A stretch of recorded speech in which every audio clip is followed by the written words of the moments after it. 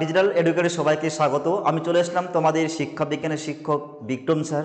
তো এর আগের ভিডিওতে আমি প্রথম অধ্যায় যে আলোচনা করেছিলাম শিক্ষা মনোবিদ্যা, তারপরে এই যে মানুষের যে আচরণ অর্থাৎ মানুষের বিভিন্ন যে আচার আচরণ, সে সংবেদন, প্রত্যক্ষণ, ধারণা, এগুলো সম্পর্কে তোমাদের আগের ক্লাসে আমি আলোচনা করেছিলাম।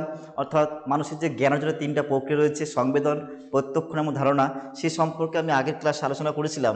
তো আজকে হচ্ছে আমাদের যে দ্বিতীয় পার্ট। তোমাদের দেখতে পাচ্ছ এখানে দ্বিতীয় অধ্যায় কী দেওয়া আছে আমাদের, শিক্ষা মনোবিদ্যার যে চিন্তাধারা। তার আগে চ্যাপ্টারটার নাম হচ্ছে শিক্ষা মনোবিদ্যার চিন্তাধারা, অর্থাৎ স্কুল অফ এডুকেশন সাইকোলজি, অর্থাৎ শিক্ষা মনোবিদ্যার চিন্তাধারা। তার একটা সাব পয়েন্ট রয়েছে আমাদের আচরণবাদ অর্থাৎ বিহেভিয়ারিজম। এই সম্পর্কে আমরা আজকে জানবো।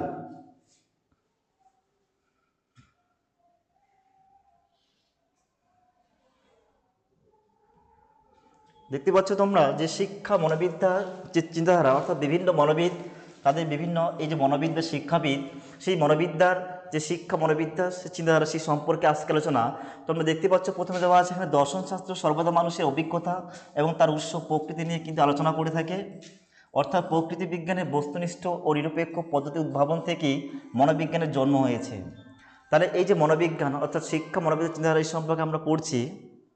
তো এখানে জানবো আমরা যে দর্শনশাস্ত্র থেকে অর্থাৎ সর্বদা মানুষের যে অভিজ্ঞতা, তার উৎস এবং প্রকৃতি নিয়েই কিন্তু আমাদের এই বিজ্ঞানের যে বস্তুনিষ্ঠ বা নিরপেক্ষ পদ উদ্ভাবন হয়েছে, তাই সেখান থেকে কিন্তু আমাদের এই মনোবিজ্ঞানের কিন্তু জন্ম। অর্থাৎ এই মনোবিজ্ঞানের প্রকৃতি নির্ধারণের সবচেয়ে গুরুত্বপূর্ণ যে ভূমিকা পালন করেছে দর্শন ও বিজ্ঞান, অর্থাৎ ফিলোসফি এবং সায়েন্স। এই দার্শনিক প্লেটো, অ্যারিস্টটল, ডেকার্ট প্রমুখ প্রভৃতি ব্যক্তিবর্গ যে চর্চা এবং বিভিন্ন সমালোচনা মানুষের এই মনোপ্রকৃতির রহস্য উদ্ঘাটিত করতে চেয়েছেন, অর্থাৎ মানুষের বিভিন্ন যে কার্যকলাপ, তার আচার আচরণ, রীতিনীতি এবং এই সম্পর্কে যে তথ্য বা রহস্য উদ্ঘাটিত করতেছেন, তার আধুনিক রূপ এই জার্মান মনোবিদ ভুন্ট এবং উইলিয়াম জেমস প্রমুখ মনোবিজ্ঞানীদের বৈজ্ঞানিক দৃষ্টিভঙ্গি এবং পদ্ধতির মধ্যে প্রকাশিত হয়েছে। আর এই মনোবিজ্ঞান আলোচনার বিষয়বস্তু সমাজ এবং সভ্যতার পরিবর্তনের সঙ্গে সঙ্গে মানব আচরণ ও তার বৈশিষ্ট্য সম্পর্কে দৃষ্টিভঙ্গি পরিবর্তন সংক্রান্ত ঘটনা। তাহলে মনোবিজ্ঞান এই যে সাইকোলজি, এই মনোবিজ্ঞান আলোচ্য বিষয়বস্তু কি, যে একটা সভ্যতা বা সমাজের বা এই পরিবর্তনের সঙ্গে সঙ্গে একটা মানুষ বা একটা ব্যক্তির মধ্যে কী হচ্ছে, বিভিন্ন কি তার দৃষ্টিভঙ্গি, আচার আচরণ, এগুলো কি হচ্ছে, দৃষ্টিভঙ্গি কি, এই যে দৃষ্টিভঙ্গি পরিবর্তন সংক্রান্ত ঘটনা সম্পর্কে আমরা কিন্তু এই শিক্ষা মনোবিদ্যা সম্পর্কে কিন্তু আমরা জানতে পারি। বলছে ফলে এই মনোবিজ্ঞানীগণ এই মনোবিজ্ঞানের বিষয়বস্তুকে কেন্দ্র করে এক সময় এক একটি দৃষ্টিভঙ্গি গড়ে তুলেছেন। আর মনোবিজ্ঞানের এক একটি দৃষ্টিভঙ্গিকে এক একটি মনোবিজ্ঞানের চিন্তাধারা বা মতাদর্শ বলা হয়। এই মনোবিজ্ঞানের এই চিন্তাধারাগুলি হলো শিক্ষা মনোবিদ্যার চিন্তাধারা, অর্থাৎ শিক্ষা মনোবিদ্যার বিভিন্ন চিন্তাধারাগুলি হলো, সেগুলি নিচে আলোচনা করা আছে। প্রথমে দেখতে পাচ্ছ কাঠামোবাদ বা সংগঠনবাদ, 2 নম্বরে দেওয়া আছে কার্যক্রমবাদ, 3 নম্বরে দেওয়া আছে আচরণবাদ, 4 নম্বরে হচ্ছে গেস্টাল স্কুল, পঞ্চমে হচ্ছে 5 নম্বরে দেওয়া আছে মনসমীক্ষণবাদ। এই অধ্যায়ের যে নির্ধারিত 3টি মনোবিজ্ঞানের চিন্তাধারা অর্থাৎ স্কুল সম্পর্কে এখানে আলোচনা করা হচ্ছে।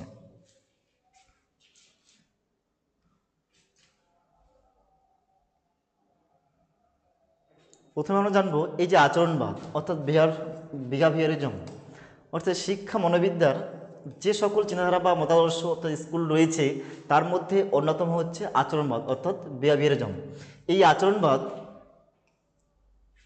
আচরণবাদ বা কাঠামোবাদ এবং কার্যকারিতাবাদের এই সম্পূর্ণ বিপরীত মতবাদ এই 1930 খ্রিস্টাব্দে আমেরিকান এই আচরণবাদী মনোবিজ্ঞানী জে বি ওয়াটসন কী বলেছেন, যে আচরণ ধারণা সম্পর্কে ব্যাখ্যাতে বিভিন্ন প্রবন্ধ তিনি রচনা করেছেন, যেমন psychology and the behaviouristic and psychological review, অর্থাৎ পত্রিকায় প্রকাশিত হয়েছে। তিনি মনোবিজ্ঞানকে অর্থাৎ প্রাকৃতিক বিজ্ঞানের এক একটি বস্তুনিষ্ঠ এবং পরীক্ষামূলক শাখা হিসেবে সংজ্ঞায়িত করেছেন। আর এছাড়াও তিনি প্রাণীর যে আচরণ সম্পর্কে, অর্থাৎ একটা প্রাণী কীভাবে আচরণ করছে, যেমন আমরা পরে জানবো যে এই যে স্কিনার রয়েছেন, তারপর প্যাভলভ সাহেব রয়েছেন, তারপরে গেস্টালবাদী অর্থাৎ কোহলার, কোপকা, অর্ধিমার, তারা কী করেছেন, বিভিন্ন প্রাণীকে নিয়ে তারা পরীক্ষা করেছিলেন। যেমন প্যাভলভ সাহেব একটা কুকুরকে নিয়ে পরীক্ষা করেছেন, তারপর স্কিনার সাহেব একটা ইঁদুরকে নিয়ে পরীক্ষা করেছিলেন, থর্নডাইক বিড়াল এবং মাছ নিয়ে পরীক্ষা করেছেন, আর গেস্টাল একটা শিম্পাঞ্জিকে পরীক্ষা করেছেন।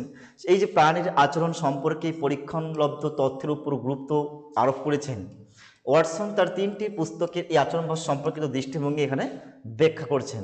3টা পুস্তকে, এই যে ওয়াটসন তার 3টা পুস্তকের মাধ্যমে এই যে আচরণবাদ, একটা প্রাণীর যে আচরণ সম্পর্কিত বিভিন্ন দৃষ্টিভঙ্গি তিনি ব্যক্ত করেছেন।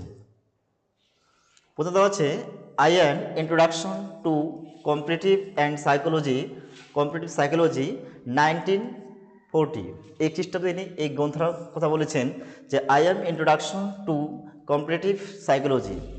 2 কি বলছেন যে psychology from the standpoint of a behaviouristic 1990। তিনি বলছে বিহেভিয়ারিজম 1925, অর্থাৎ ওয়াটসনের এই কতগুলি বক্তৃতা তার এই বিহেভিয়ারিজম শিরোনামে প্রকাশ পায়।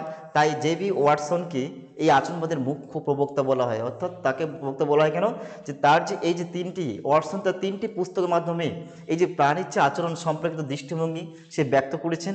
এই 3টা যে পুস্তক তিনি রচনা করেছিলেন এই শিরোনামে, এই তার নামটা এখানে প্রকাশিত হওয়ার জন্যই জেবি ওয়াটসনকে বলা হয়েছে আচরণবাদের মুখ্য প্রবক্তা বলে চিহ্নিত করা হয়েছে। এবার রয়েছে আমাদের আচরণবাদের ধারণা। দেওয়া আছে যে আচরণবাদ হলো শিক্ষার একটি তত্ত্ব যার দ্বারা মানুষের সমস্ত আচরণগুলি অনুবর্তন পদ্ধতি এবং পরিবেশের সঙ্গে মিথস্ক্রিয়ার মাধ্যমে অর্জিত হয়। তো আচরণবাদ অর্থাৎ এই যে আচরণ এগুলো একটি তত্ত্ব, শিক্ষার একটি তত্ত্ব যার দ্বারা মানুষের সমস্ত যে আচরণগুলি, কার কেমন আচরণ, সেই আচরণগুলি কী হচ্ছে এই অনুবর্তন পদ্ধতি এবং পরিবেশের সঙ্গে মিথস্ক্রিয়ার মাধ্যমে বা সংগতি বিধানের মাধ্যমে কী হচ্ছে অর্জিত হচ্ছে। এই আচরণের মূল কথা কি রয়েছে পয়েন্ট করে দেওয়া আছে। প্রথমে দেওয়া আছে মন বা চেতনা মনোবিজ্ঞানের বিষয় হতে পারে না। এই যে মন বা চেতনা মনোবিজ্ঞানের বিষয় হতে পারে না, কারণ এদের পর্যবেক্ষণ বা পরীক্ষা নিরীক্ষা করা কিন্তু যায় না। আমরা প্রথমে যে ক্লাসটা পড়েছিলাম জানা আছে, প্রথমে যে ক্লাসটা পড়েছিলাম অর্থাৎ মনোবিদ্যার ক্রমবিবর্তন। প্রথমে কি আসলো, মন আসলো, আত্মা আসলো, অর্থাৎ সোলকে আমরা কি পারছি বিজ্ঞান বলতে পারি না। তারপরে মাইন্ড আসলো, মন আসলো, সেই মনকেও কিন্তু আমরা কি বিজ্ঞান বলতে পারি না। তারপর কি আসলো, চেতনা আসলো, কনসিয়াসনেস, অর্থাৎ তাকেও কিন্তু আমরা বিজ্ঞান বলতে পারি না। লাস্ট পর্যন্ত মনোবিজ্ঞান কোনটাকে স্বীকার করেছে তাহলে, মানুষের আচরণটা, অর্থাৎ হিউম্যান বিহেভিয়ার, ঠিক আছে, এই মানুষের আচরণটাকে কিন্তু স্বীকার করেছিল। তারা বলেছিল যে মানুষের আচরণটাকে একমাত্র আমরা কি করতে পারছি, পর্যবেক্ষণ করতে পারছি, দেখতে পাচ্ছি বা অনুভব করতে পারছি, তো তাকে তো আমরা বিজ্ঞান বলি। তো সেটাই বলছে এই যে মন আর চেতনা অর্থাৎ মাইন্ড এবং কনসিয়াসনেস এই মনোবিজ্ঞানের বিষয় হতে পারে না, কারণ এদের পর্যবেক্ষণ এবং পরীক্ষা নিরীক্ষা করা যায় না। এই কথাই তিনি বলেছেন। অর্থাৎ বিজ্ঞানসম্মতভাবে অনুশীলন করা সম্ভব নয়, এই মন আর চেতনাকে কিন্তু বিজ্ঞানসম্মতভাবে অনুশীলন করা সম্ভব নয়। 2 বলছে আচরণবাদের মতে অন্তর্দর্শনের মাধ্যমে যে সকল তথ্য সংগৃহীত হয় সেগুলি বিজ্ঞানসম্মত নয়। বলছে অন্তর্দর্শন মানে কি, যেটা ভেতরে, ঠিক আছে, সেটা তো অন্তর্দর্শন। তো মানব দর্শন অন্তর্দর্শন, তো সেটাই বলেছে এখানে যে আচরণবাদের মধ্যে অন্তর্দর্শনের মাধ্যমে যে সকল তথ্য সংগৃহীত হয় সেগুলি বিজ্ঞানসম্মত নয়। তাই এই অন্তর্দর্শনকে মনোবিদ্যার যথার্থ পদ্ধতি বলা যায় না। অর্থাৎ এই যে মন চেতনা এগুলো কি, এগুলোকে আমরা দেখতে পাচ্ছি না, কিন্তু আমরা কি অন্তর্দর্শন দিয়ে তাকে কি কল্পনা করছি, অনুভব করছি। সেটাই বলছে যেটা আমরা অন্তর্দর্শনের মাধ্যমে যে সকল তথ্যগুলি সংগৃহীত হয় সেগুলি বিজ্ঞানসম্মত কিন্তু নয়। তাই এই অন্তর্দর্শনকে কি মনোবিজ্ঞানের যথার্থ পদ্ধতি বলা যায় না। অর্থাৎ এই যে চেতনা, রাগ, ভয়, দুঃখ, কষ্ট, হাসি, কান্না, এগুলোকে কি করতে পারছি আমরা, কিন্তু কোনো মাপেই বা পরিমাপে কিন্তু ব্যাখ্যা বিশ্লেষণ পরীক্ষা করতে পারছি না যে কতটা আমার রাগ, তোমার কতটা দুঃখ, এগুলোকে আমরা পারছি কোনোভাবে, এগুলোকে পরিমাপ করা কিন্তু যায় না। তাহলে কিসের মধ্যে আমরা দেখছি, ওগুলো আমরা ভেতরে অন্তর্দর্শন পদ্ধতির মধ্যে আমরা কি করতে পারছি, অনুভব করতে পারছি যে না, হয়তো রাগটা কিন্তু আমাদের কন্টিনিউয়াস কিন্তু না, হয়তো 10 মিনিট 15 মিনিট আধা ঘন্টা এভাবে কিন্তু রাগগুলো আমাদের থাকে, কিন্তু সারা জীবন কি থাকে রাগটা, হয়তো কারোর সঙ্গে কথা কাটাকাটি হতেই পারে কোনো বন্ধুর সঙ্গে, কিন্তু তারপরে কিন্তু আমরা বাড়িতে গিয়ে সেটা কি ভাবার চেষ্টা করি যে না হয়তো বন্ধুটাকে গালি দেওয়াটা আমার উচিত হয়নি, কি ছিল এমন কোনো কথা বলেনি। মানে রাগটা আমাদের কন্টিনিউয়াস না। অনেকে আছে রাগ উঠলে কি অনেক কিছু ভেঙে ফেলার চেষ্টা করে, অথবা মোবাইল ভেঙে দিচ্ছে, কেউ চেয়ার ভেঙে দিচ্ছে, মানে রাগটাকে দেখানোর চেষ্টা করছে। তো সেটা বলছে এখানে যে এই যে মন চেতনা এগুলোকে কোনোভাবেই আমরা দেখতে পাচ্ছি না, অনুভব করতে পারছি না, পর্যবেক্ষণ করতে পারছি না। শুধুমাত্র আমরা মনের যে অন্তর্দর্শন সেই ইন্দ্রিয়ের মাধ্যমে অথবা অন্তর্দর্শনের মাধ্যমে আমরা কি আমাদের রাগটাকে কি করছি, আমরা পরিমাপ করতে পারছি। এবার বলছে আচরণবাদী দৃষ্টিভঙ্গি অনুযায়ী চিন্তন, কল্পনা, অনুভূতি, আবেগ প্রভৃতি কোনো মানসিক প্রক্রিয়া নয়, এগুলি দেহের একটা অভ্যন্তরীণ স্নায়ু এবং গ্রন্থি উদ্দীপনার ফলে সৃষ্ট এক ধরনের আচরণ। বলছে এই যে চিন্তা, কল্পনা, যুক্তি, অনুভূতি, এগুলো কিন্তু কি হচ্ছে মানসিক প্রক্রিয়া কিন্তু নয়। এগুলো কি দেহের একটা অভ্যন্তরীণ যে স্নায়ু, সেই গ্রন্থির সেই উদ্দীপনার ফলে কি সৃষ্ট এক ধরনের আমাদের আচরণ। এবার বলছে এই পর্যবেক্ষণযোগ্য আচরণের তথ্যের একমাত্র নির্ভরযোগ্য উৎস। বলছে যে আচরণটা আমরা কি পর্যবেক্ষণ করতে পারছি, সেই আচরণটাই হচ্ছে কি একমাত্র নির্ভরযোগ্য কি আমাদের উৎস বা অরিজিন। বলছে শিশুর আচরণ গঠনের ক্ষেত্রে পরিবেশকে যথেষ্ট গুরুত্ব দিয়েছেন। বলছে একটা শিশুর তার যে আচার আচরণ কেমন হওয়া উচিত, রীতিনীতি, তার ধ্যান ধারণা, এই সমস্ত কিছু কিন্তু শিশুর আচার আচরণ এগুলো গঠনের ক্ষেত্রে কাকে গুরুত্ব দিয়েছেন? একটা পরিবেশকে, অর্থাৎ শিশুর যে পরিবেশে যে সমাজে কি বসবাস করছে সেই পরিবেশটাকে ভালো করে গুরুত্ব দিয়েছেন। কারণ আমাদের প্রথম যে স্কুল শুরু হয় আমাদের পরিবার থেকে, তারপরে আমরা প্রাথমিক বিদ্যালয়ে যাচ্ছি, প্রথম শিক্ষাটা কিন্তু আমরা বাড়িতে মা বাবার কাছ থেকে, বাবা বাবার কাছ থেকে কিন্তু আমরা পেয়ে থাকি। তো প্রথম শিক্ষা হচ্ছে আমাদের, শিক্ষা করছে আমাদের কি পরিবার, সেখান থেকে আমরা শিক্ষা অর্জন করে তারপরে আমরা প্রাইমারিতে যাচ্ছি। তাহলে এই যে শিশুর আচার আচরণ গঠনে অর্থাৎ পরিবেশকে যথেষ্ট কিন্তু গুরুত্ব দিচ্ছেন কে? এই যে আচরণবাদ, ঠিক আছে। এবার বলছে শিশুর শিক্ষণের ক্ষেত্রে উদ্দীপক ও প্রতিক্রিয়ার সংযোগ সাধনকে যথেষ্ট গুরুত্ব দিতে হবে। অর্থাৎ শিশুর শিখন বা কোনো একটা যখন শিশু শিখবে তখন কি সেই উদ্দীপক এবং তার প্রতিক্রিয়া, অর্থাৎ কোনো একটা বস্তু হচ্ছে কি উদ্দীপক এবং প্রতিক্রিয়া কোনটা সে রেসপন্স করছে, মানে কি বাস্তবে সেভাবে তাকে কি সেভাবে তাকে পড়াতে হবে। তাহলে কি একটা শিক্ষার্থী কি সেই সম্পর্কে অনেক কিছু জ্ঞান নলেজ কিন্তু অর্জন করতে পারবে। অর্থাৎ উদ্দীপক এবং প্রতিক্রিয়া সামনাসামনি রেখে তাকে শিক্ষাক্ষেত্রে অর্থাৎ শিক্ষণের ক্ষেত্রে অর্থাৎ শিক্ষাক্ষেত্রে তাকে কি এভাবে শিক্ষা দিলে অবশ্যই কি সংযোগ সাধনটা তার কি অতিমাত্রা বেশি হবে। সেটাই বলছে এখানে যে উদ্দীপক এবং প্রতিক্রিয়া কোনো একটা বস্তুকে দেখে তাকে সেইভাবে কি সামনাসামনি বসে অর্থাৎ বাস্তবে তাকে শিক্ষা দিতে হবে, ঠিক আছে। এবার এই ওয়াটসন পরবর্তী আধুনিক মনোবিজ্ঞানীরা মনের এই পরিবর্তে আচরণকে এবং অন্তর্দর্শনের পরিবর্তে পর্যবেক্ষণকে যথাক্রমে মনোবিজ্ঞানের বিষয়বস্তু পদ্ধতি হিসেবে স্বীকার করে নিয়েছেন। ফলে মনোবিজ্ঞান এই আচরণ সম্পর্কিত বিজ্ঞান হিসেবে স্বীকৃত লাভ করেছে। তাহলে আধুনিক মনোবিজ্ঞান বর্তমান যে মনোবিজ্ঞানগুলো রয়েছে, ওয়াটসনের পরবর্তীকালে যে মনোবিজ্ঞানের নতুন নতুন মনোবিজ্ঞান উদ্ভব হলো বা আধুনিক বর্তমানে যে মনোবিজ্ঞানগুলো রয়েছে তারা কিন্তু কি করছে মনের পরিবর্তে, মানে মনকে তো আমরা অনুভব করতে পারছি না, পর্যবেক্ষণ করতে পারছি না, দেখতে পাচ্ছি না, তো মনের পরিবর্তে কি আচরণকে গুরুত্ব দিয়েছেন এবং অন্তর্দর্শন অর্থাৎ আমাদের ভেতরের যে দর্শন তার পরিবর্তে কি করেছেন পর্যবেক্ষণ, অর্থাৎ যাকে পর্যবেক্ষণ করা যাচ্ছে তাকে আমরা বিজ্ঞান বলতে পারি। কিন্তু এই যে অন্তর্দর্শনকে তো পর্যবেক্ষণ করা যাচ্ছে না, এগুলো আমরা মনে মনে কল্পনা করছি যে না আমরা কতটা রাগ কতটা দুঃখ, সেটাই বলছে অন্তর্দর্শন পরিবর্তে আমরা পর্যবেক্ষণকে যথাক্রমে কি মনোবিজ্ঞানের বিষয়বস্তু এবং পদ্ধতি হিসাবে কি স্বীকার করে নিয়েছেন। ফলে মনোবিজ্ঞান আচরণ সম্পর্কিত বিজ্ঞান হিসেবে একটা স্বীকৃত লাভ করেছে।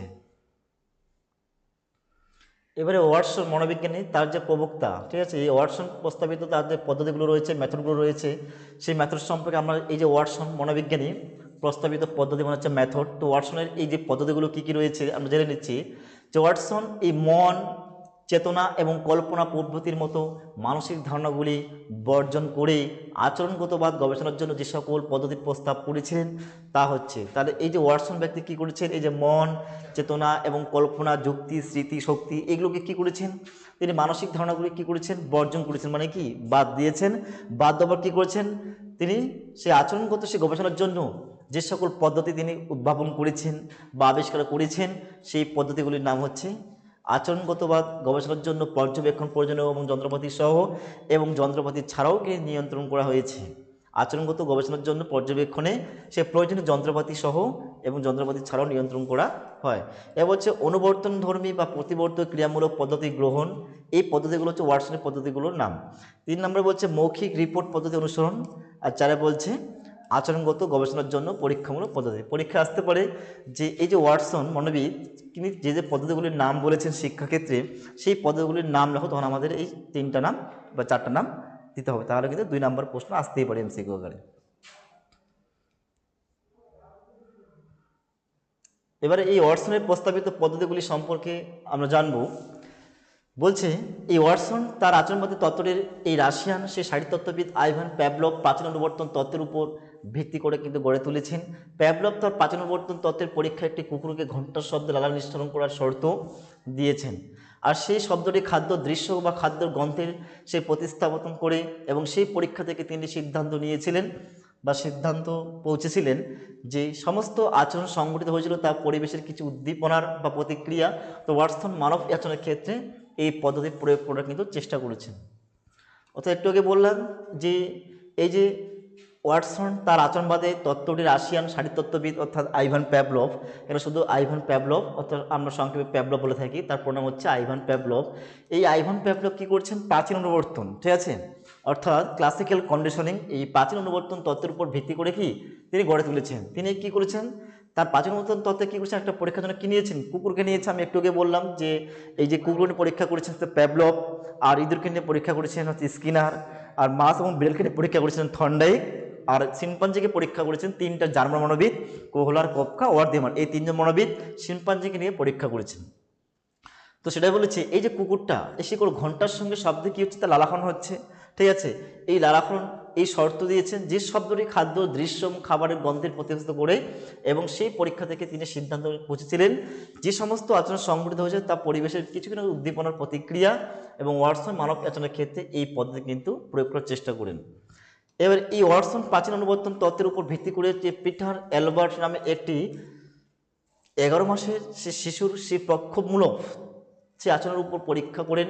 তিনি তার এই বিখ্যাত পরীক্ষা হঠাৎ উচ্চ এই শব্দের মাধ্যমে অর্থাৎ ইঁদুরকে প্রতিস্থাপন করে শিশুর সে আচরণ হিসাবে একটি ইঁদুরকেও ভয় পাওয়ার শর্ত দেন, এবং তিনি সিদ্ধান্তে পৌঁছেন যে আচরণ কেবলমাত্র কিছু কিছু পরিবেশগত উদ্দীপনার প্রক্রিয়া।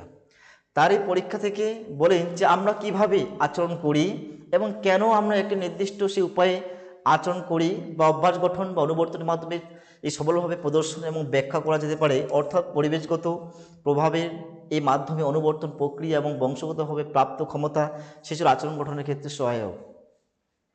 যদি এখন ডিটেলসে দেওয়া নেই, কিন্তু অন্যান্য বইগুলোতে আমরা ডিটেলসে পাবো, যেহেতু এটা ছাত্র থেকে এই বইটা থেকে কপি করা হয়েছে।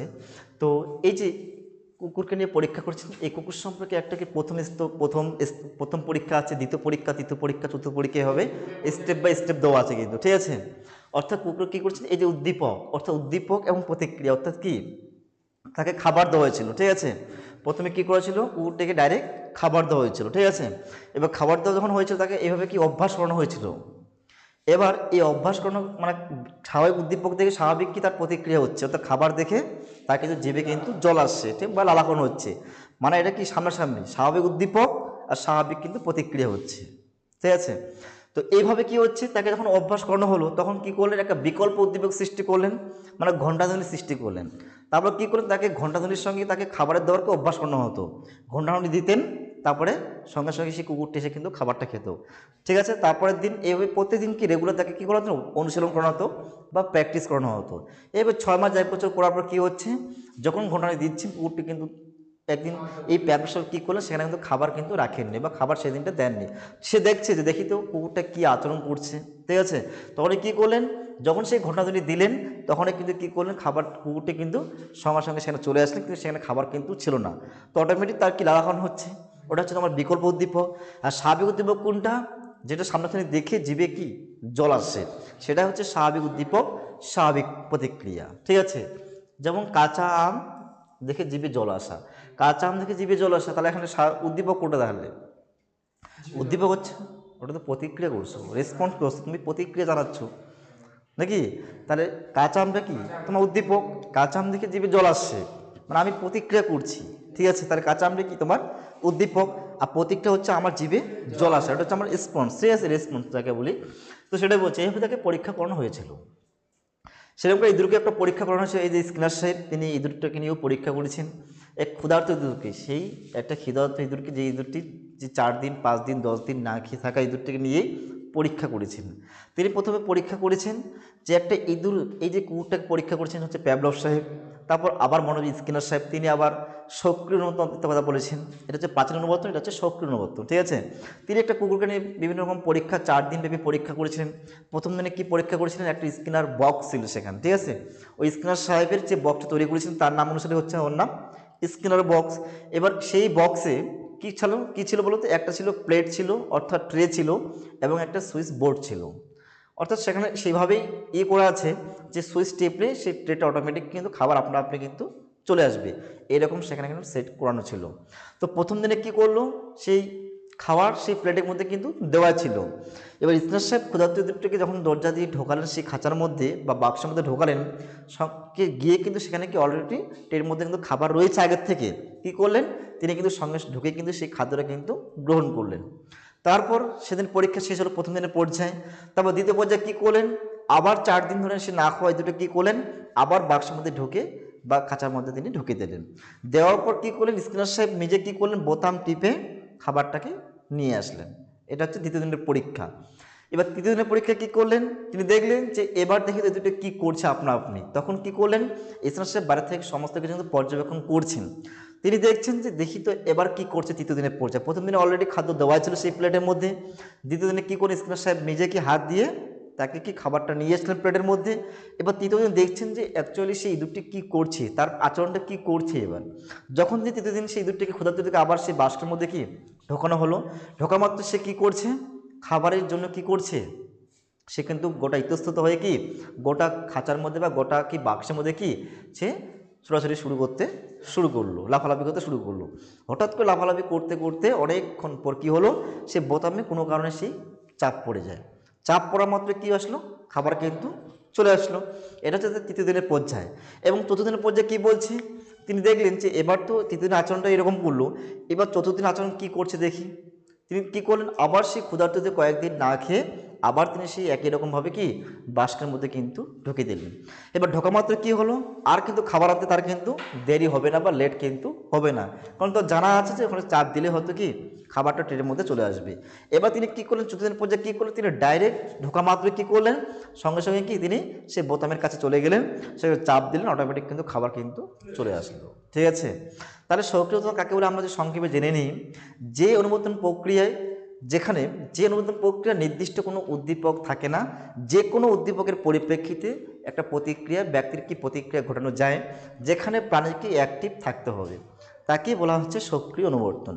আর প্রাচীন অনুবর্তন কাকে বলে, ক্লাসিক্যাল কন্ডিশনিং কাকে বলে, আমরা যদি সহজ ভাষা জেনে নিই যে প্রাচীন অনুবর্তন কাকে বলে, যে স্বাভাবিক উদ্দীপকের পরিপ্রেক্ষিতে স্বাভাবিক প্রতিক্রিয়া বা অন্য কোনো উদ্দীপকের প্রভাবেও একটা ব্যক্তির মধ্যে কি প্রতিক্রিয়া সৃষ্টি করা যাচ্ছে, তাকে বলছি আমরা ক্লাসিক্যাল কন্ডিশনিং বা প্রাচীন অনুবর্তন। ঠিক আছে,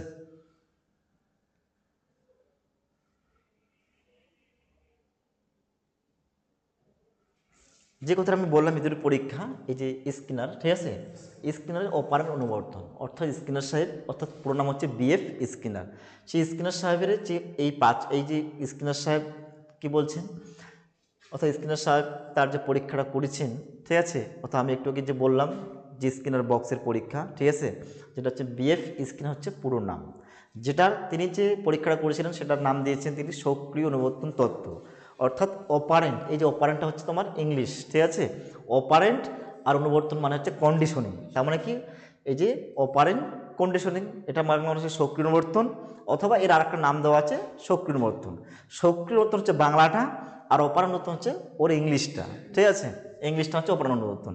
তাহলে এই যে একটু আগে বললাম প্রাচীন অনুবর্তন বললাম, কুকুরের পরীক্ষাটা করেছিলেন, এবার স্কিনার সাহেব কিন্তু সেই ইঁদুরকে নিয়ে কিন্তু পরীক্ষাটা করেছেন। এখানে বলছে জিবি ওয়াটসন এবং আইভান প্যাভলভ যে ধরনের অনুবর্তনের এই কথা বলেছেন, এই বিএফ স্কিনার অপারেন্ট অনুবর্তন তার থেকে বেশ কিছুটা কিন্তু আলাদা। অর্থাৎ কুকুরকে যে পরীক্ষাটা করেছিলেন তার স্বাভাবিক উদ্দীপক দিয়ে স্বাভাবিক কী হচ্ছে, লালাফানো হচ্ছে, কিন্তু তার থেকে এই যে অপারেন্ট অনুবর্তন কিন্তু তার থেকে কি বেশ কিছু আলাদা। তিনি ইঁদুরকে নিয়ে পরীক্ষা করেছিলেন, আবার স্কিনার সাহেব আবার এই প্যাভলভ সাহেব কী করেছিলেন, একটা কুকুরকে নিয়ে কিন্তু পরীক্ষা করেছিলেন।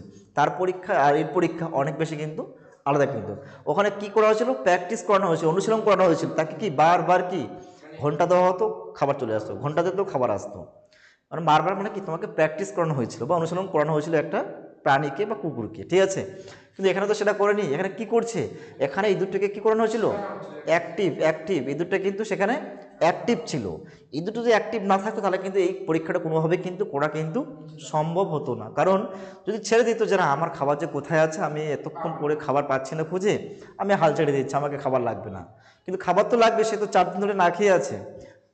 ঠিক আছে, কারণ না খাওয়া দুধ দিয়ে সেই পরীক্ষাটা করা সম্ভব। ঠিক আছে, অন্য দুধ দিলে কিন্তু সেই পরীক্ষাটা কিন্তু হবে না, সে কিন্তু অ্যাক্টিভ থাকবে না, তার পেটের খিদে তো নাই, সে কেন খাদ্য খুঁজে বেরোবে সে গোটা বাক্সের মধ্যে।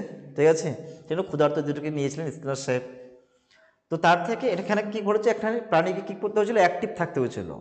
অর্থাৎ আমরা যে কোনো কাজ কোনো না কোনো সেখানে কিন্তু অ্যাক্টিভ থাকতে হবে, আর অ্যাক্টিভ না থাকলে কিন্তু আমরা হাল ছেড়ে দিই, তাহলে কিন্তু আমরা সেই কাজ কিন্তু আমাদের বিফলে যাবে, সময়টা কিন্তু নষ্ট হয়ে যাচ্ছে। ঠিক আছে, তার মানে ইঁদুরটা কিন্তু সেখানে কিন্তু অ্যাক্টিভ ছিল, সে কিন্তু কখনো কিন্তু হাল ছাড়েনি, সে খাবার ছিল না জন্য সে গোটার কি খাঁচার মধ্যে বা বাক্সের মধ্যে কী করেছিল, লাফালাফি করতে শুরু করেছিল। হঠাৎ করে প্রথমে চাপ পড়ে খাবার চলে আসে। এবার তারপরের দিন কী করে, 14 দিনের পর যে কী করেছিল, সে অটোমেটিক ঢোকা মাত্রই সে ডাইরেক্ট কিন্তু সে কোথায় গেল, সে বোতামের চাপ পড়ে গেল, বোতামের চাপ দেওয়া মাত্র সঙ্গে সঙ্গে খাবার আসলো। অর্থাৎ 3 দিনে যে সময়টা লেগেছিল ওর, কিন্তু 4 দিনে সেই সময়টা কিন্তু লাগে, অটোমেটিক তার জানা হয়ে গেছে, সে অ্যাক্টিভ ছিল, ঠিক আছে, সতর্ক ছিল, তার জন্য সে খুব তাড়াতাড়ি কি খাবারটা কিন্তু তার কাছে নিয়ে আসতে সে পেরেছিল। তিনি বলেছেন যে প্রাণীর সক্রিয়তা তার মানসিক শক্তিকে অনেক গুণ বাড়িয়ে তোলে। অর্থাৎ প্রাণীর যদি সক্রিয়তা না থাকে, অর্থাৎ আমাদের ক্ষেত্রে কিন্তু এরকম জিনিসটা হয় কিন্তু, মানে কোনো একটা শিক্ষক মহাশয় আমাদেরকে অঙ্ক করতে দিয়েছে, আমরা অঙ্কটা 3-4 বার করলাম খাতার মধ্যে, কোনোভাবে অঙ্কটা কিন্তু মিলছে না, ঠিক আছে, হয়তো আমরা একটু তাদেরকে বলে দিলাম যে না এইভাবে অঙ্কটা করো, এই সূত্রটা প্রয়োগ করো, হতে পারে অঙ্কটা কিন্তু হবে, তোমার দ্বারা অঙ্কটা হবে, কিন্তু মানে কি আমি তোমাকে একটা চার্জ দিয়ে দিচ্ছি, তোমার কিন্তু মানসিকতা বা পেশনের মোটিভেশনটা কি বেড়ে যাচ্ছে। দাদা বলছে অঙ্কটা পারবো, মানে আমার দ্বারা অঙ্কটা হবে, আর আমি বলছি তোমার দ্বারা অঙ্কটা হবে, একটু চেষ্টা করো। এইভাবে চেষ্টা করতে করতে এক সময় কি তোমার অঙ্কটা কিন্তু হয়ে যাচ্ছে, মানে তোমাকে অ্যাক্টিভ থাকতে হবে বন্ধু। সেই কথাটা এখানে বলেছে যে প্রাণীর সক্রিয়তা তার মানসিক শক্তিকে কি বাড়িয়ে তোলে, অনেক গুণ বাড়িয়ে তোলে, ঠিক আছে, যা তাকে ফল প্রাপ্তির ক্ষেত্রে স্বতঃস্ফূর্ত কি আচরণ সম্পাদনে কিন্তু শক্তি জাগায়, ঠিক আছে। তাই তিনি পুরস্কার নীতিকে ব্যবহার করে এই আচরণ পরিবর্তনের কাজগুলিকে করেছিলেন। অর্থাৎ পুরস্কার প্রদান নীতি কিন্তু তিনি ব্যবহার করেছিলেন। অর্থাৎ যখন আমরা ছোটো ছোটো শিশুদেরকে টিউশন পড়াই, তারা কিন্তু অতি সহজে কিন্তু পড়তে চায় না, তখন আমরা কী করি, তাকে বলি যে তুমি আগে পড়াটা পড়ো, তারপরে তোমার জন্য আমি চকলেটটা দেবো। সে কিন্তু অটোমেটিক কিন্তু সে পড়াটা কিন্তু পড়বে। কেন পড়বে, তাকে কি দেওয়া হচ্ছে, এই যে পুরস্কার দেওয়া হচ্ছে, ফল লাভে পুরস্কার দেওয়া হচ্ছে, এই পুরস্কারের জন্য কিন্তু সে পড়াটা কিন্তু পড়ছে। যে পড়বে না সেই কিন্তু পড়াটা কিন্তু পড়ছে। কেন পড়ছে, তাকে যে পুরস্কার নীতিটা দেওয়া হচ্ছে, অর্থাৎ তাকে সেটা বলছে। তিনি যে পুরস্কার নীতিকে ব্যবহার করে তার আচরণ পরিবর্তনের কাজগুলি করেছিলেন, এছাড়াও তিনি বেশ শিক্ষার এই যন্ত্রগুলিকে জনপ্রিয় করে তুলেছিলেন, তা মনোবিজ্ঞান, শিক্ষা এবং চিকিৎসা ক্ষেত্রে উল্লেখযোগ্য প্রভাব বিস্তার করেছে এবং মানুষের দৈনন্দিন জীবনে কর্ম সম্পাদনে বিশেষভাবে সাহায্য করেছে। এছাড়াও শিক্ষক শ্রেণীকক্ষে শিক্ষাদানের কাজে এই অপারেন্ট অনুবর্তন কৌশলকে প্রয়োগ করে শিশুর শিক্ষণকে অনেক বেশি সহজ এবং অর্থপূর্ণ করে তুলেছে। আমি একটুকে বললাম যে কোনো একটা শিক্ষার্থীকে যদি অঙ্ক করতে দেওয়া, সেই যে অঙ্কটা বারবার কি করছে আবার ভুল হচ্ছে, মানে কি সমস্যা সমাধান সে করছে, মানে প্রচেষ্টা ভুল, চেষ্টা করছে আবার ভুল হচ্ছে, চেষ্টা করছে আবার ভুল হচ্ছে। এবার শিক্ষক মহাশয় যদি একটা শিশুকে বলে যে না তোমাদের অঙ্কটা হবে, তুমি এই বীজগণিতে এই সূত্রটা প্রয়োগ করো, তখন কিন্তু আমরা চেষ্টা করব, এক সময় কিন্তু আমাদের অঙ্কটা কিন্তু হয়ে যাচ্ছে। সেটাই বলছে এই অপরানুবর্তন অর্থাৎ অ্যাক্টিভনেসটা সেই শিক্ষাক্ষেত্রে আমাদের কিন্তু কাজে লাগে। সেটাই বলছি যে শ্রেণীকক্ষে শিক্ষাদানের সময় এই যে অপারেন্ট অনুবর্তন, ঠিক আছে, এই কৌশলকে প্রয়োগ করে অনেক শিশুর কি তাদের শিখন মানে শেখার জিনিসটাকে কি অনেক বেশি সহজ এবং অর্থপূর্ণ করে তোলা কিন্তু করে তুলেছেন, ঠিক আছে, এই কথাটা তিনি বলেছেন এখানে।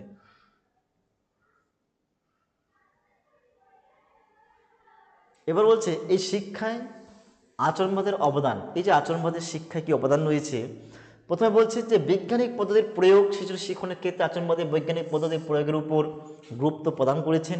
বৈজ্ঞানিক পদ্ধতি হিসেবে পর্যবেক্ষণ পদ্ধতিকে গুরুত্ব দিয়েছেন, কারণ পর্যবেক্ষণ পদ্ধতির মাধ্যমে সংগৃহীত তথ্যগুলো অনেক বেশি যথার্থ এবং নির্ভরযোগ্য হয়।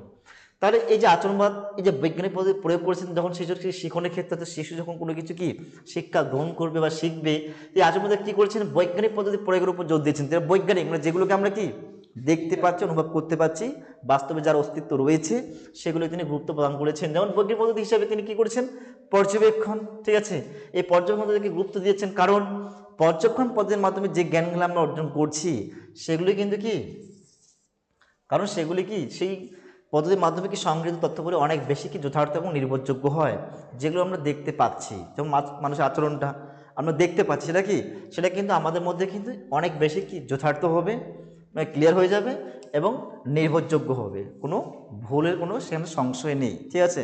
যেমন মন চেতনা, এগুলোকে আমরা কি বাস্তব কোনো অস্তিত্ব কিন্তু এদের নেই, দেখতে পাচ্ছি না, পর্যবেক্ষণ করতে পারছি না, অনুভব করতে পারছি না, সেজন্য ওগুলোকে কিন্তু আমরা নির্ভরযোগ্য বলবো বা যথার্থ বলবো না। তাহলে যেগুলো পর্যবেক্ষণ পদ্ধতিকে গুরুত্ব দিয়ে যেসব পর্যবেক্ষণ পদ্ধতিকে মাধ্যমে যে সংগৃহীত তথ্যগুলি অনেক বেশি আমাদের মধ্যে যথার্থ হবে এবং কি হবে, নির্ভরযোগ্য বলে আমরা মনে করব। এবার বলছে পরিবেশের সঙ্গে মিথস্ক্রিয়া, অর্থাৎ পরিবেশের সঙ্গে আমরা যে সঙ্গতি বিধান করছি বা মিথস্ক্রিয়া করছি বা অ্যাডজাস্টমেন্ট করে চলছি, সমাজে এবং অনেক বিষয় আছে যেগুলি পরিবেশের সঙ্গে কি মিথস্ক্রিয়ার মাধ্যমে কিন্তু অর্জন করা যায়। যেমন ভাষা জ্ঞান, সামাজিক প্রথা, লোকাচার প্রভৃতির মাধ্যমে ব্যক্তির মধ্যে কি হচ্ছে, সামাজিক গুণের বিকাশ ঘটে, যা তার আচরণের মধ্য দিয়ে প্রকাশিত হয়। তাহলে এই যে পরিবেশের সঙ্গে একটা ব্যক্তি বা একটা শিশু যখন কি করবে, সে যখন চলাফেরা করবে, সমাজে এমন অনেক বিষয় রয়েছে যেগুলি আমরা কিন্তু কি পরিবেশের সঙ্গে মিথস্ক্রিয়া মানে কি সঙ্গতি বিধান করার মাধ্যমে বা অ্যাডজাস্ট করার মাধ্যমে কি করি, আমরা কিন্তু অর্জন করে থাকি। যেমন কি এই যে ভাষা জ্ঞান, ঠিক আছে, এই ভাষা জ্ঞান বৃদ্ধি হতে গেলে তোমাকে সমাজের সঙ্গে ভালোভাবে চলতে হবে, মিশতে হবে। কারণ অনেক ভাষা আছে আমরা কি সেখান থেকে পরিবেশ থেকে কিন্তু আমরা কি গ্রহণ করি, সমাজ থেকে গ্রহণ করি। বা সামাজিক প্রথা, এই যে বিভিন্ন রকম ধ্যান ধারণা, রীতিনীতি, সাংস্কৃতিক কালচারগুলো, এই নিয়ম নীতি, এগুলো কিন্তু কি সামাজিক একটা প্রথা, ঠিক আছে। অনেক কিছু নিয়ম রয়েছে, ঠিক আছে। যেমন হিন্দুদের মধ্যে অর্থাৎ মঙ্গলবার শনিবারে কি নিরামিষ খাচ্ছি আমরা, বৃহস্পতিবার মানে লক্ষ্মীবার, ঠিক আছে। আবার শুক্রবার করে যে সমস্ত মুসলিম ভাই বোনরা রয়েছে তারা কিন্তু নামাজ পড়তে শুক্রবার করে। এই যে কি হচ্ছে বিভিন্ন রকম কি সামাজিক রীতিনীতি কালচার সম্পর্কে আমাদের মধ্যে কি হচ্ছে, একটা নতুন নতুন কি আচরণ সৃষ্টি হচ্ছে। সেগুলো কি হচ্ছে, সামাজিক গুণের বিকাশ ঘটে, যা তার আচরণের মধ্য দিয়ে কিন্তু প্রকাশিত হচ্ছে। এবার হচ্ছে প্রোগ্রাম শিখন। বলছে আচরণ মাধ্যমে শিক্ষা অন্যতম একটি অবদান হচ্ছে প্রোগ্রাম শিখন। আর এই শিখন প্রক্রিয়ার মাধ্যমে শিক্ষার্থী নিজে নিজেদের সক্রিয় নিজে নিজের ক্ষমতা অনুযায়ী কি শিক্ষা লাভ করতে পারে। যে প্রোগ্রাম পদ্ধতির কথা বলা হয়েছে, এই পদ্ধতির সাথে কী করছে, একটা শিশু শিক্ষার্থী কী করছে, নিজের ক্ষমতা অনুসারে কি নিজে কি হচ্ছে, নিজে সক্রিয় হয়ে নিজের ক্ষমতা অনুযায়ী কী করছে, সে কিন্তু শিক্ষা লাভ করতে পারছে। নিজের যার যে ক্ষমতা, যার যেরকম ক্ষমতা রয়েছে সেই ক্ষমতার অনুযায়ী সে কিন্তু সেভাবে কিন্তু জ্ঞান নলেজ অর্জন করার সে কিন্তু চেষ্টা করছে। এবার হচ্ছে অপসংগতিমূলক নতুন যে কৌশলের বিকাশ, এই পয়েন্টে কী বলছে, যে অপসংগতি নতুন কৌশলের বিকাশে কী বলছে, যে আচরণবাদী মনোবিজ্ঞানীগণ শিশুর মধ্যে যে অপসংগতিমূলক মোকাবেলা নতুন নতুন পদ্ধতি এবং কৌশলের বিকাশে গুরুত্বপূর্ণ ভূমিকা গ্রহণ করেছেন। যেমন স্নেহ ভালোবাসা দিয়ে শিশুর সে আচরণকে সংহত করা যায়, শিশুর সামর্থ্য চাহিদা আগ্রহ অনুযায়ী পাঠ্যক্রম এবং পাঠদান পদ্ধতি পরিচালনা করাও কিন্তু সহজ। বলছে এই যে অপসংগতি রোধে মানে কিছু অপরাধমূলক বা অপসংগতিমূলক নতুন যে কৌশল, মানে ভালো কৌশলকে মানে খারাপটাকে বর্জন করে নতুনকে বেছে নেওয়া, ঠিক আছে। যেগুলো অপসংগতিমূলক মানে খারাপ চিন্তাকে ত্যাগ করে কী করে একটা নতুন কৌশলের মাধ্যমে শিক্ষা অর্জন করা যায়, সেটাই বলছে এখানে। আচরণবাদী মনোবিজ্ঞানীগণ শিশুর মধ্যে যে অপসংগতিমূলক মানে খারাপ যে আচরণগুলো রয়েছে বা কুঅভ্যাস যে আচরণগুলো রয়েছে, অপসংগতিমূলক মোকাবিলার মানে অপসংগত আচরণগুলোকে দূর করার জন্য কি করছে, নতুন নতুন পদ্ধতি এবং কৌশলের কি বিকাশের উপর কিন্তু গুরুত্ব আরোপ করেছেন। যেমন এই স্নেহ ভালোবাসা দিয়েও কিন্তু কি করা হচ্ছে, সে ভালোবাসা দিয়ে শিশুর আচরণকে কি সংহত করা যায়। কারণ আমরা অনেক শিক্ষক মশাই আছে কোনো একটু যদি দোষ করে, কোনো শিক্ষক যদি কোনো কিছু কথা বলে, ঠিক আছে, বা একটা অঙ্ককে যদি বারবার দেখাতে চায় বা একটা কথা যদি বারবার জিজ্ঞেস করতে চায়, তাহলে কি হচ্ছে, সে কিন্তু টিচার কিন্তু রেগে যাচ্ছে, কিন্তু যাচ্ছে না। অনেক স্টুডেন্ট আছে ক্লাসে দেখবে সবসময় কি দুষ্টামি কিন্তু করে থাকে। অনেক শিক্ষক এসে কী করে, তাকে কিন্তু বেতের লাঠি দিয়ে তাকে কিন্তু মারার চেষ্টা করে, তাতে কি সে ঠিক হবে কি না।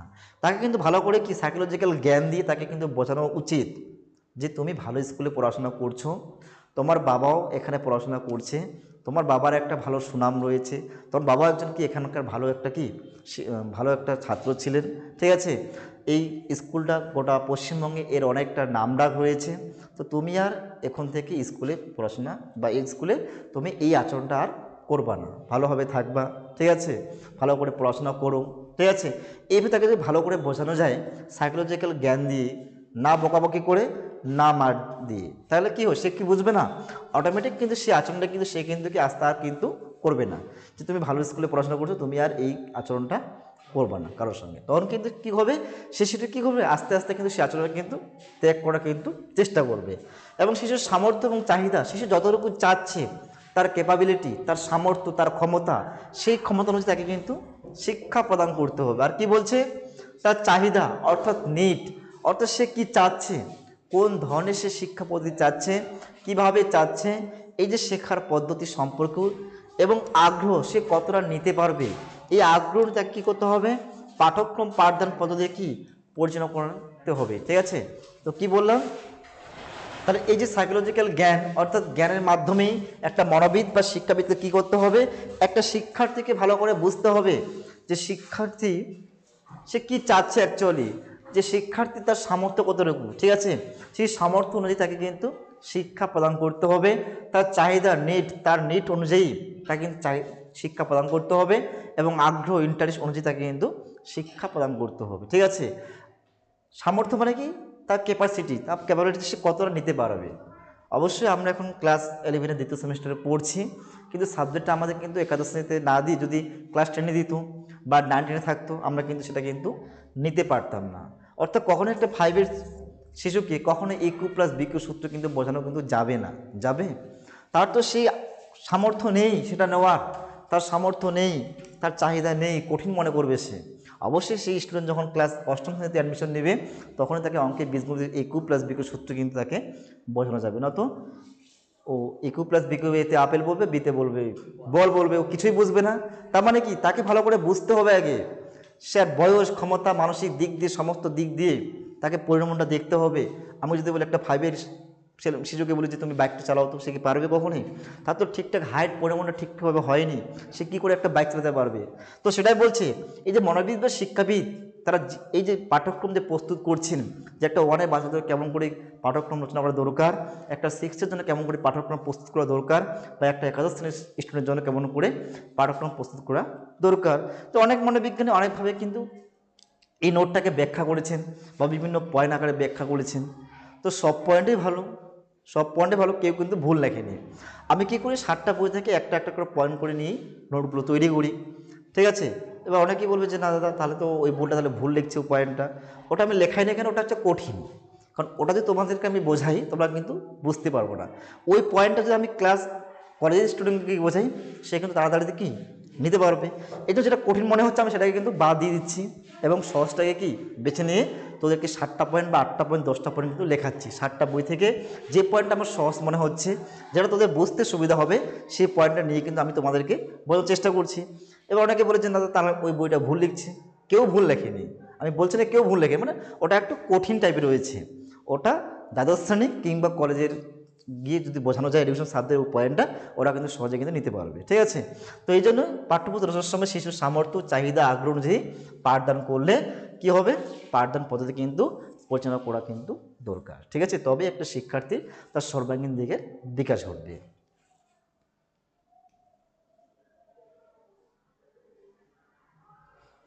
এবার বলছে শিক্ষায় এই যে আচরণবাদের তার কি অবদান রয়েছে।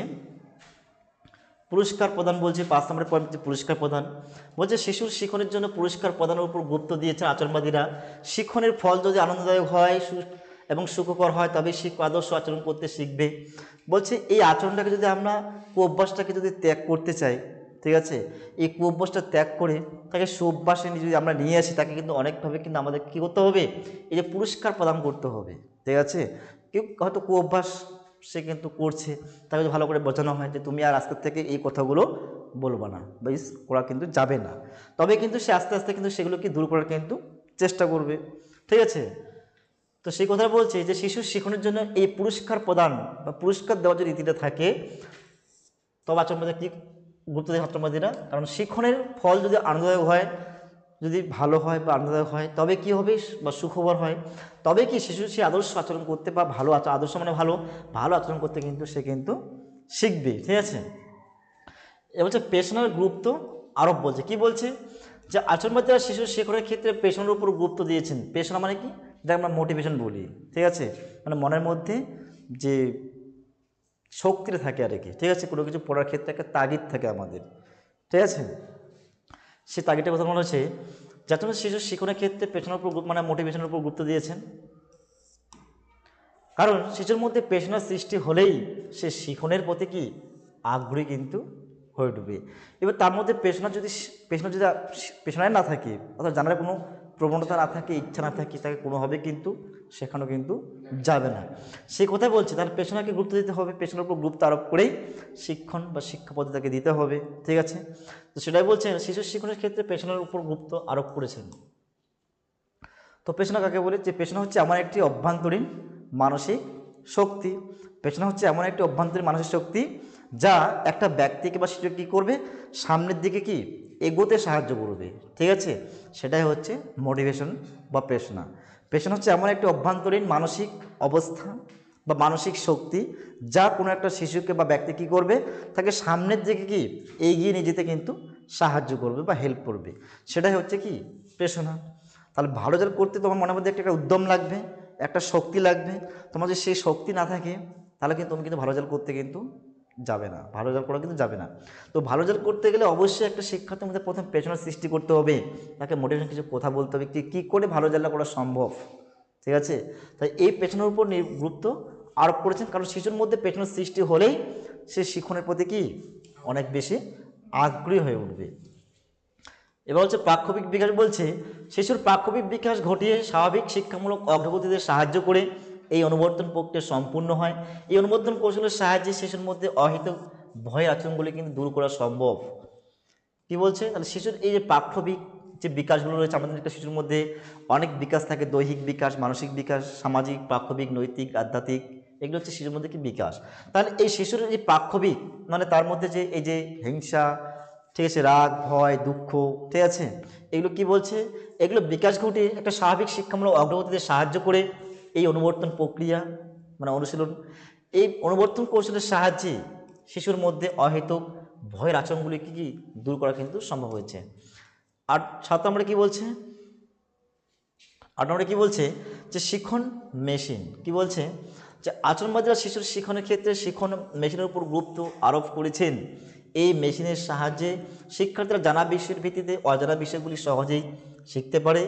আর এছাড়াও দ্রুত ফিডব্যাকও, ফিডব্যাক মানে কি, যেটা আমরা বলছি ধরো তুমি কোনো উত্তর দিচ্ছ ওটাকে বলেছে ফিডব্যাক, ঠিক আছে। তো এই যে শিখন মেশিন, শিখন মেশিন, ঠিক আছে, বলছে আচরণবাদীরা শিশুর শিখনের ক্ষেত্রে যথেষ্ট এই যে শিখন মেশিনের উপর কি গুরুত্ব আরোপ করেছিলেন, যাতে সেই শিখন মেশিনের সাথে কী করবে, সে অজানাকে জানবে, অজানাকে চিনবে, ঠিক আছে, তবেই না একটা শিক্ষার্থীর মধ্যে কি তার জ্ঞানার্জনটা ফুলফিল হতে পারবে, এবং শিক্ষার্থী সে জ্ঞানার্জন করার পরে কী দিবে, সে কিন্তু ফিডব্যাকও কিন্তু প্রদান করতে পারে, সে কথাটা বলছে এখানে। এবার বলছে 9 কি বলছে, 9 নম্বর পয়েন্টে কি বলছে যে শিক্ষাগত, বলছে মনোবিজ্ঞানের পরিধি প্রসার, শিক্ষাগত মনোবিজ্ঞানের পরিধি প্রসার, কি বলছে যে আচরণবাদীগণের মতে শিক্ষাগত মনোবিজ্ঞানের এই যে পরিধি বিস্তারকরণের গুরুত্বপূর্ণ অবদান রয়েছে, কারণ আচরণবাদ মানব প্রকৃতি সম্পর্কে জানা উপায়ের বিস্তারকরণ কিন্তু ঘটিয়েছেন।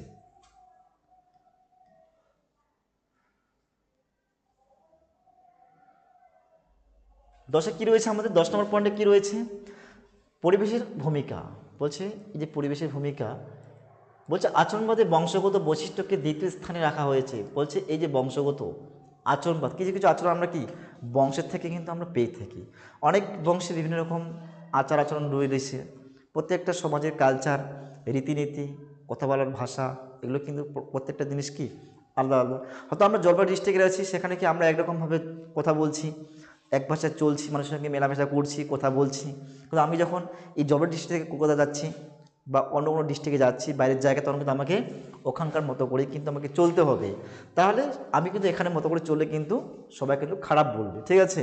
এখানকার পোশাকের যা ধরন রয়েছে এবং কলকাতা গেলে পোশাকের যা ধরন, আমাকে কিন্তু সেইভাবে সেখানে গিয়ে তাদের সঙ্গে মিশতে গেলে আমাকে ওদের মতো করেই কিন্তু চলতে হবে, ঠিক আছে। সেই কথাই বলছে এখানে যে কিছু কিছু আচরণ আমরা বংশগত বৈশিষ্ট্যকে দ্বিতীয় স্থানে রাখা হয়েছে, কারণ আমরা সেই বংশগত বৈশিষ্ট্য থেকে আমরা কিছু কিছু আচরণ পেয়ে থাকি, কিন্তু শিশুর এই আচরণ গঠন ও তার পরিবর্তনে পরিবেশের ভূমিকাকে গুরুত্ব দেওয়া হয়েছে। শিশুর তার যে আচার আচরণ গঠন, এই গঠন কিন্তু একটা পরিবারে কিন্তু বিশেষ কিন্তু ভূমিকা রয়েছে, কারণ পরিবার থেকে কিন্তু আমরা কি এই আচরণ আচরণগুলো শিখতে পারি, এবং মানুষের সঙ্গে মেলামেশার মাধ্যমে কিন্তু আমরা কি শিখতে পারি, ঠিক আছে। অনেক সব কিছু বইয়ের মধ্যে পাওয়া যায় না, কিছু যখন আমরা পরিবার থেকে পেয়ে থাকি, ঠিক আছে, কাকে কী করে বলতে হয়, কার সঙ্গে কীভাবে কথা বলবো, একটা দাদার সঙ্গে কীভাবে কথা বলবো, বা একটা পাড়াপতি দাদার সঙ্গে কীভাবে কথা বলবো, বা বাবা মার সঙ্গে কীভাবে কথা বলবো, পাড়া প্রতিবেশী কাকু কাকিমার সঙ্গে কীভাবে কথা বলবো, এই সমস্ত কিন্তু শিক্ষার বিষয়, ঠিক আছে, এগুলো কিন্তু আমরা পরিবার থেকে কিন্তু পেয়ে থাকি, এবং ভাষার বিকাশ, ঠিক আছে। অর্থাৎ শিশুর বৃদ্ধি এবং বিকাশের জন্য শিক্ষণ পরিস্থিতি এবং পরিবেশের প্রধানের প্রয়োজনীয়তার উপর গুরুত্ব জোর দেওয়া হয়েছে। বলছে শিশুর বৃদ্ধি মানে হচ্ছে শিশুর গ্রোথ, এবং বিকাশ মানে হচ্ছে ডেভেলপমেন্ট, সেই জন্য এই শিক্ষণ পরিস্থিতি এবং পরিবেশ প্রদানের প্রয়োজনীয়তার উপর গুরুত্ব দেওয়া হয়েছে। এই চ্যাপ্টারটা বৃদ্ধি ও বিকাশ, তারপরের চ্যাপ্টার রয়েছে আমরা গ্রোথ এবং ডেভেলপমেন্ট সম্পর্কে জানবো পরে, প্রধানের প্রয়োজনীয়তার উপর গুরুত্ব দেওয়া হয়েছে। এবার বলছে সুতরাং দিয়ে বলছে কি বলছে যে আচরণবাদের পরীক্ষামূলক ফলাফলের ভিত্তিতে এই যে মানসিকভাবে অসুস্থ এবং অস্বাভাবিক ব্যক্তিদের পাশাপাশি অপরাধী, পিছিয়ে পড়া, সমস্যাযুক্ত শিশুদের সঙ্গে আচরণ করার পদ্ধতিও ব্যাপকভাবে পরিবর্তিত হয়েছে। বিশেষ আচরণ গঠনের কৌশলের দ্বারা, তাই আচরণবাদীদের দ্বারা এই প্রস্তাবিত আচরণ পরিবর্তন প্রোগ্রামগুলি অনেক বেশি নতুন নতুন যুগের সূচনা করে। বলছি সুতরাং আমরা কী বলতে পারি, যে আচরণবাদ যে পরীক্ষামূলক পদ্ধতি রয়েছেন এবং ফলাফলের ভিত্তিতে কী করা হয়েছে, মানসিকভাবে এই অসুস্থ বা অস্বাভাবিক ব্যক্তিদের পাশাপাশি অপরাধীদের কিন্তু কী দেওয়া হচ্ছে, বিভিন্ন রকম তাদের শিক্ষা দেওয়া হচ্ছে, এবং যেগুলো পিছিয়ে পড়ছে তাদেরকেও ভালোভাবে আবার মোটিভেশনের মাধ্যমে তাদেরকে আবার কি মূল পথে ফিরিয়ে আনা যাচ্ছে। অর্থাৎ যারা লাইন থেকে বেলানে চলে গেছে, তারা অনেক স্টুডেন্ট পড়তে চাচ্ছে না, তা বিভিন্ন রকম মোটিভেশনাল কথা বলার মাধ্যমে তাদেরকে আবার সেই সমাজের কি মূল স্রোতে কিন্তু তাদেরকে ফিরিয়ে আনতে হবে এই সাইকোলজিক্যাল জ্ঞানগুলো দিয়েই। ঠিক আছে, বলছি এবং সমস্যাযুক্ত শিশুদের সঙ্গে আচরণ করার পদ্ধতিও ব্যাপকভাবে পরিবর্তন। অর্থাৎ এই যে সমস্যাযুক্ত হচ্ছে যেসব শিশু ব্যতিক্রমী, অর্থাৎ কথা বলতে পারছে না, অন্ধ, দৃষ্টিহীন, সেই সমস্ত শিশুদের কী বলছে, এই সঙ্গে আচরণ করার পদ্ধতিও কিন্তু অনেক ব্যাপকভাবে কিন্তু পরিবর্তন করা হয়েছে। আর বিশেষ করে আচরণ গঠনের কৌশলের দ্বারা, তাই আচরণবাদীদের দ্বারা এই প্রভাবিত আচরণ পরিবর্তন প্রোগ্রামগুলি একটি নতুন যুগের কিন্তু সূচনা ঘটিয়েছেন।